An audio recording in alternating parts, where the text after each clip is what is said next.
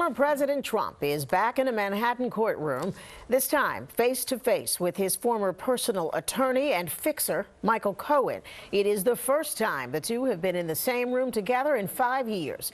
This morning, Cohen said he was looking forward to the reunion. Trump, before entering the courtroom, called Cohen a proven liar and a felon.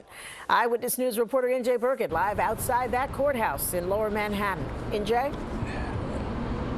That's right, Sandra. The two men are pointing fingers at one another. You know, we've been saying this for weeks. Donald Trump does not have to be here, but he seems determined to face down Michael Cohen, who is arguably the star witness in this case. Now, Cohen is making no bones about it. He told reporters today that he is, in his words, yes, looking forward to the reunion, end quote. He's not been face-to-face with Trump in 5 years, not since Trump turned his back on Cohen after Cohen became the target of a federal investigation. And yes, he later served time in federal prison.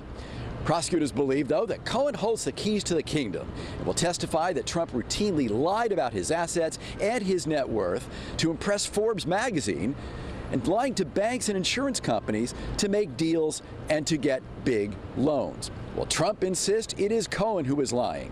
Cohen insists that the only time he ever lied was to protect Donald Trump. This is not about Donald Trump versus Michael Cohen or Michael Cohen versus Donald Trump. This is about accountability, plain and simple, and we leave it up to Judge Engoron in order to make all the determinations on that. He's a liar trying to get a better deal for himself, but it's not going to work. This case, by any other judge, this case would have been over a long time ago. We did nothing wrong, and that's been proven. Well, for all the drama surrounding today, they have yet to call Michael Cohen to the witness stand. In fact, the judge has been hearing from a former accountant of Donald Trump, but Cohen is expected to be the next witness called.